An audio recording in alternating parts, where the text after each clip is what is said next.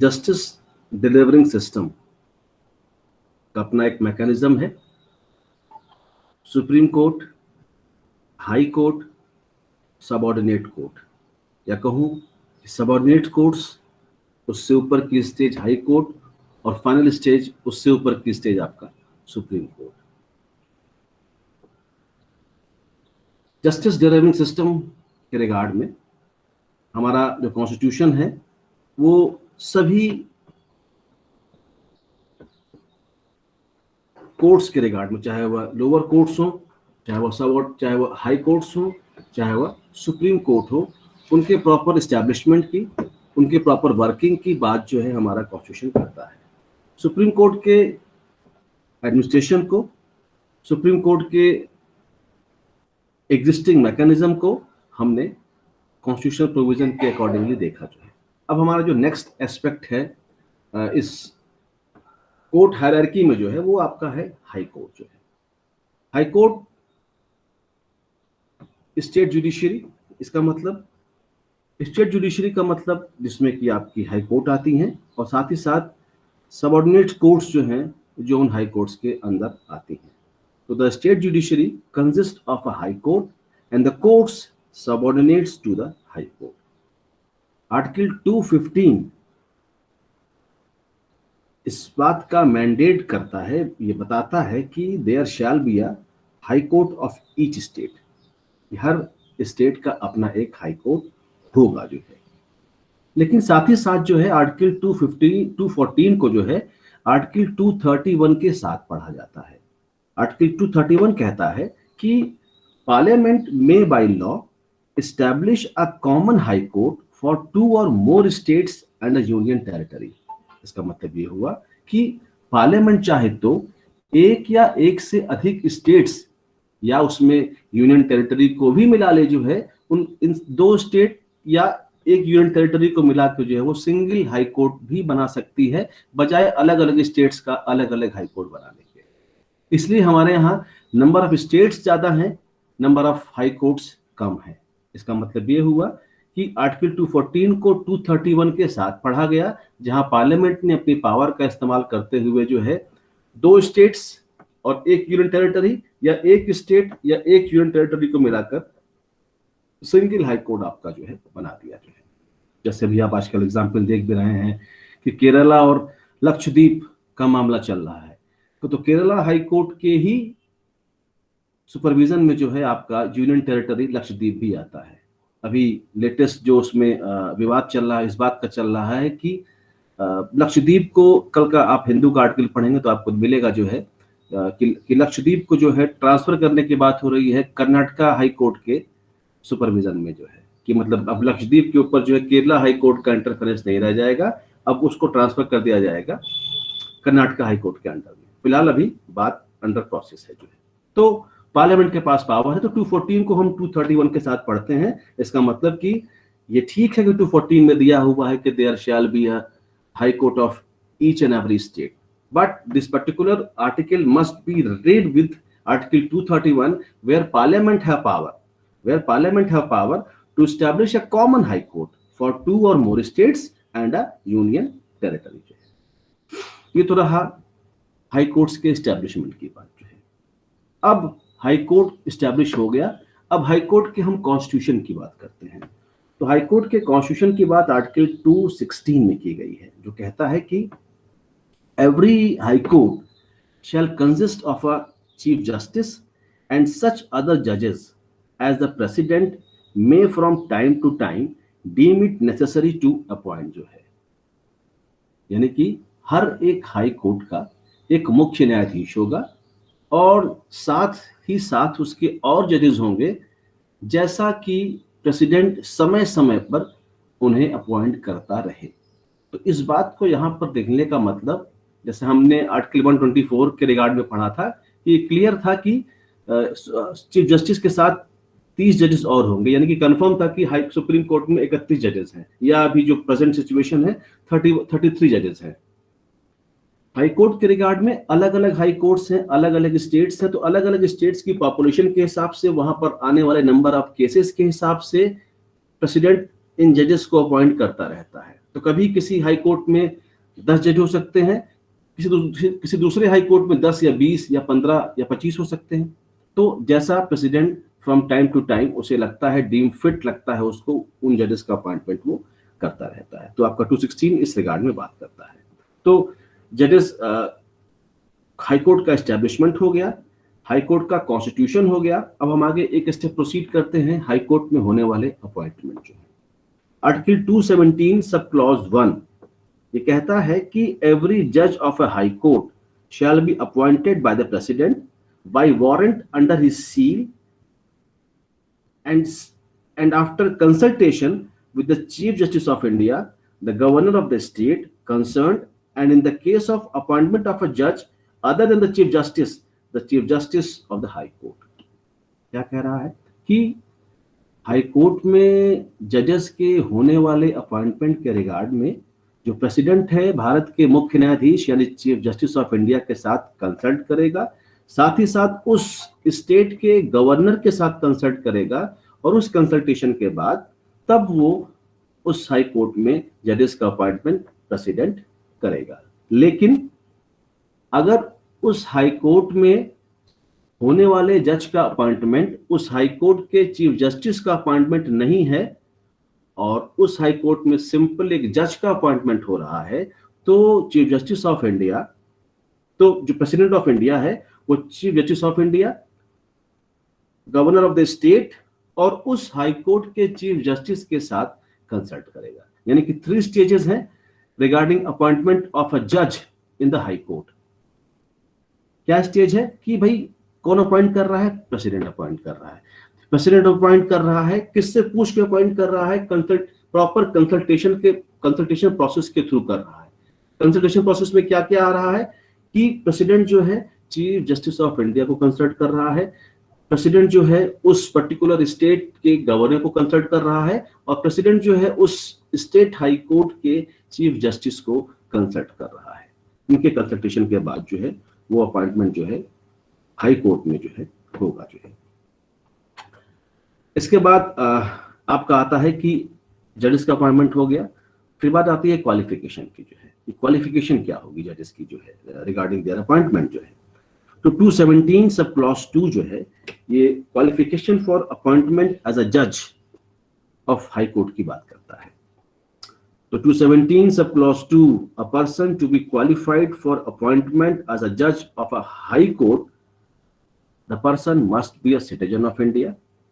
Number 2, he must have at least 10 years held in a judicial office in the territory of India. Number 3, he must have at least 10 years as an advocate of a high court or of 2 or more such court in succession जो है 10 साल कम से कम किसी judicial office को उसने अपनी services दी हो, being having knowledge of law, या उसने 10 साल जो है किसी हाई कोर्ट में प्रैक्टिस की हो, किसी एक हाई कोर्ट में या एक से ज्यादा हाई कोर्ट में सक्सेसिव मैनर में जो है कभी कुछ दिन यहाँ रहा हो, 2 साल वहां रहा हो, 3 साल वहां रहा हो, 6 साल वहां रहा हो, 4 साल वहां रहा हो, मतलब मोर देन मिनिमम 10 ईयर्स उसका एक्सपीरियंस एज एन एडवोकेट जो है वो हाई कोर्ट्स में होना चाहिए 10 साल कम से कम जो है। तो ये लोग जो हैं क्वालिफिकेशन रखते हैं हाई कोर्ट का जज होने की जो है। 217 सब क्लॉज 1 में यहीं पर टर्म ऑफ ऑफिस की बात भी कही गई कि कब तक इस पोस्ट को वो होल्ड करेंगे। तो article 217 it provides that a जज of a high court holds office until he attains the age of 62 years। वो अलग चीज है कि उससे पहले अपनी पोस्ट से रिटायर हो जाता है। आर्टिकल 217 सब क्लॉज 1 का प्रोविजो है कि वो अपना रिटायरमेंट जो है प्रेसिडेंट को एड्रेस करते हुए दे सकता है, लेकिन अगर रिटायरमेंट नहीं देता है प्रेसिडेंट को जो है तो उस पोजीशन में जो वो जज है वो 62 साल की उम्र तक जो है अपनी पोस्ट को होल्ड करेगा जो है। 217 सब क्लॉज 1 में 1 के ही प्रोविजो बी में दिया है कि जजेस को रिमूव कैसे किया जाएगा, रिमूवल ऑफ अ जज ऑफ हाई कोर्ट। तो proviso B, article 217 sub clause 1, it lays down that a judge of a high court may be removed by the president in the manner provided in article 124 sub clause 4 for the removal of a judge of the supreme court. तो article 124 sub clause 4 में जो हमने supreme court के जजेस की removal की process को पढ़ा था, वही सेम प्रोसेस जो है हाई कोर्ट के जजेस की रिमूवल की है कि 1968 में जो है जो जजेस इंक्वायरी एक्ट बना था, तो किसी भी जज को उस तब इम्पीच किया जाएगा, तब उसका रिमूवल होगा, चाहे वो सुप्रीम कोर्ट का जज हो, चाहे वो हाई कोर्ट का जज हो, जबकि प्रूव्ड मिसबिहेवियर और इनकैपेसिटी हो। तो प्रूव्ड मिसबिहेवियर और इनकैपेसिटी को जस्टिफाई करने के लिए, एग्जामिन करने के लिए जजेस इंक्वायरी एक्ट 1968 में जजेस की कमेटी होगी। वो कमेटी अपनी रिकमेंडेशन देगी, उस कमेटी के रिकमेंडेशन के बाद जो है हाउसेस में डिस्कशन होगा, और उस डिस्कशन के बाद उस पर वोटिंग होगी। जो मेंबर्स प्रेजेंट होंगे, 2/3 मेंबर प्रेजेंट, और वो मेंबर वोट करेंगे, उनका 2/3 देखा जाएगा, तब पास होने के बाद जो है वो प्रपोजल भेजा जाएगा प्रेसिडेंट के पास, और जिस दिन प्रेसिडेंट की एक्सेंट होगी उस दिन से वो जज जो है वो रिमूव्ड माना जाएगा जो है। ये प्रोसेस है जजेस के रिमूवल की। तो रिमूवल ऑफ अ जज of high court, article 217 sub clause 1 proviso B इस बात की बात कहता है जो है।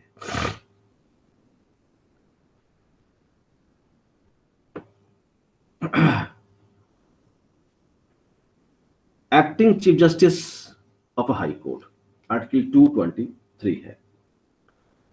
This particular article provides that when the office of the Chief Justice of a High Court is vacant, or when any such Chief Justice is, by reason of absence or otherwise unable to perform the duties of his office, the duties of the office shall be performed by such one of the other judges of the court as the President may appoint for the purpose.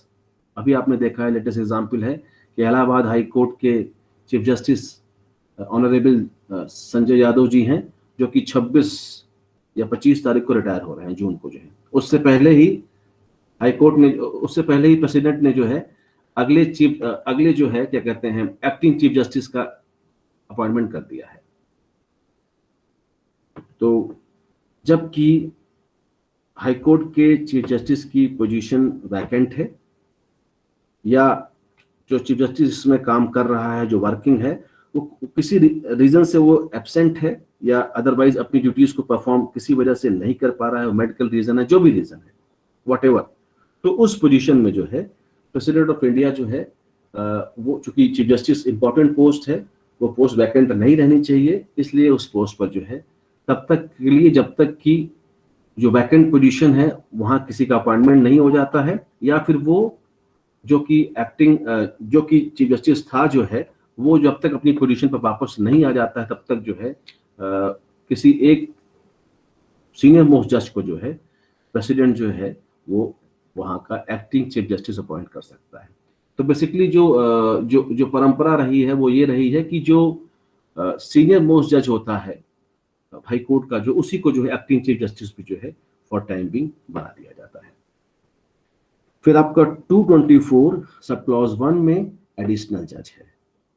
तो 224 सब clause 1 आपका कहता है कि the president may appoint duly qualified persons to be additional judges of the high court for such period not exceeding 2 years as he may specify। यानी कि maximum 2 years के लिए, 2 सालों के लिए प्रेसिडेंट एडिशनल जज का अपॉइंटमेंट कर सकता है। किस कॉन्टेस्ट में करेगा? इस कॉन्टेस्ट में कि अगर किसी हाई कोर्ट में किसी पर्टिकुलर मामले में जो है जजेस का कोरम पूरा नहीं हो रहा है, या वर्कलोड बढ़ गया है, तो उस रिगार्ड में मैक्सिमम फॉर 2 years जो है प्रेसिडेंट जो है एडिशनल जजेस का अपॉइंटमेंट भी कर सकता है। क्योंकि बेसिकली होता यही है कि अपॉइंटमेंट इसलिए करता है कि अगर उसे लगता है कि for if it appears to the president that by reason of any temporary increase in the business of the high court, or by there is a burden of more work in the high court, so in such a condition जो है इन सच a condition जो है जो president है वो number of जजेस को increase कर सकता है। आर्टिकल 224 सब क्लॉज 2 है जो कि एक्टिंग जजेस की बात करता है। ये भी प्रोविजन लगभग 224 सब क्लॉज 1 की तरह ही बात करता है कि it provides that the president may appoint a duly qualified person to act as जज of a high court in case when any judge of the high court other than the chief justice is unable to perform the duties of his office by reason of absence or for any other reason, or that he is appointed to act temporarily as chief justice to। तो this position यानी कि अगर उस concern high court का कोई जज अपनी services को परफॉर्म करने में अनेबल है, किसी वजह से एब्सेंस है, या फॉर टाइम बीइंग उस जज को जो है उस हाई कोर्ट का एक्टिंग चीफ जस्टिस बना दिया गया है, तो उसकी पोजीशन वैकेंट हो जाने की वजह से हाई कोर्ट का कामकाज प्रभावित हो रहा है। तो उस कामकाज अगर वो प्रभावित हो रहा है तो किसी को जो है एक्टिंग जज भी सुप्रीम कोर्ट हाई कोर्ट का बनाया जा सकता है फॉर टाइम बीइंग, जब तक कि अपनी पोजीशन पर वापस वो नहीं आ जाता है जो है। फिर आर्टिकल 224A है जो एडहॉक जजेस की बात करता है। एडहॉक जजेस के रिगार्ड में chief justice of high court के पास ये पावर है कि वो प्रेसिडेंट से रिक्वेस्ट करता है और प्रेसिडेंट की कंसेंट मिल जाने के बाद किसी हाई कोर्ट के रिटायर्ड जज को जो है किसी हाई कोर्ट के रिटायर्ड जज को जो है एडहॉक जजेस के रूप में हाई कोर्ट में अपॉइंट कर सकता है, और ये अपॉइंटमेंट तब तक रहेगा जब तक कि उस पोजीशन पर कोई परमानेंट जज जो है वो नहीं आ जाता है। तो एडहॉक जजेस 224A, this particular article empowers the chief justice of a high court to request with the previous consent of the president a retired judge of a high court to sit and act as a judge of that court until the permanent judge has resumed his or her duties। जब तक कि permanent जज नहीं आ जाता तब तक यही जो रिटायर्ड जज हैं वो जज का काम करते रहेंगे जो है। आर्टिकल 222 है जहां पर कि ट्रांसफर ऑफ अ जज from one high court to another high court है। तो this particular article provides that a जज of one high court may be transferred to another high court by the president after consultation with the chief justice of India जो है। चाहे वो जजेस का transfer हो, चाहे जजेस का अपॉइंटमेंट हो, जजेस का रिमूवल हो, तो जाहिर सी बात है प्रेसिडेंट करता है। प्रेसिडेंट की रिकमेंडेशन पर ही जो है जजेस का ट्रांसफर एक हाई कोर्ट से दूसरे हाई कोर्ट में होता है। दूसरी चीज कि प्रेसिडेंट जो है कंसल्ट करता है किसके साथ, जो प्रेसिडेंट कंसल्ट करता है सीजीआई के साथ, और सीजीआई का जो कॉलेजियम है उसके साथ कंसल्ट करता है। तब उस कंसल्टेशन के बाद जो है उन जजेस का ट्रांसफर एक हाई कोर्ट से दूसरे हाई कोर्ट में किया जाता है, और ट्रांसफर करते समय जो है जजेस की राय लेना, कंसेंट लेना जरूरी नहीं है जो है। तो ट्रांसफर ऑफ अ जज from one high court to another high court is the prerogative of the president in consultation with the CGI along with its collegium, and there is no need to get the consent of the judge who is going to be transferred from one high court to another high court जो है। ये था आपका इतना provision high court में, high court का existence, high court में जजेस का अपॉइंटमेंट, उनका removal, appointment of acting chief justice, additional जजेस, एक्टिंग जजेस, एडहॉक जजेस और जजेस का ट्रांसफर जो है।